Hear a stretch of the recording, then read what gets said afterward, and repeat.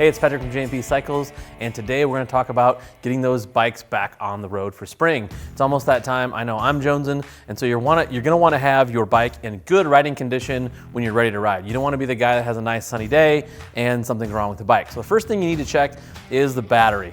If you haven't had your battery on a battery tender, well, you're probably in not so good a shape. So you either need to get it on a tender now or possibly get a new battery. Batteries are only good for a couple of years, and that's not something you want to skimp on. You don't want to get caught out somewhere with a dead battery or always be the guy that needs battery charge or jump. So get those batteries fresh in those bikes. Secondly, tire pressure.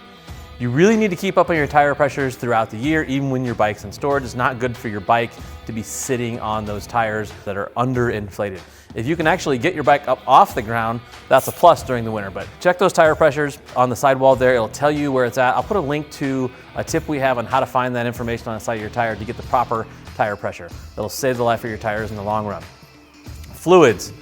You don't want to be the guy that rode your bike all year and didn't change your fluids and goes out with gunk in your engine. So take this time now, get those fluids changed, have nice fresh fluids in that bike. It will love you for it. Again, we have plenty of fluid change videos out there. I'll link to some in the description. You guys can see how to get fresh fluids in your bike for spring.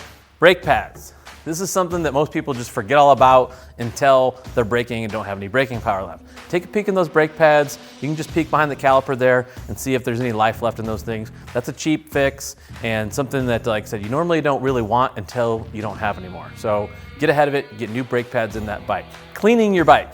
This may seem a little bit unnecessary, but if your bike's dirty and it's developed a leak over the winter, it'll be harder to find if it's dirty. To clean that bike, it'll give you a chance after the first ride or two to see if you've developed a new leak over the winter time. And it's nice to have a good looking bike when you go out on the road for the first time in the spring. Air filters, get those air filters out. If you live in a rural area, you never know, you may have a rodent making a nest in there. Either way, it's a great time to either upgrade your air filter to a high flow unit or clean the high flow one you have. If you have a washable, reusable filter, those are basically lifetime filters. You can go ahead and get our recharge kit from K&N here. It'll clean your filter out, re-oil it, it'll be just like new.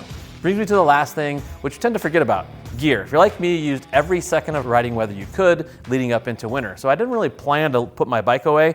I just kind of stopped riding it. So my gear just got put away dirty. So now's a good time to check that gear over. Probably still has bugs on it. Your helmet might stink. You might have a hole in your glove. You might have a blowout in a jacket. Get those things taken care of now. Check out our 2019 gear, get the fresh gear for this year, and have nice stuff to ride in for the springtime. As always, if you have any questions, feel free to comment in the comment section below. If you like what you see here, tell your friends, please subscribe to us, and go ride those motorcycles.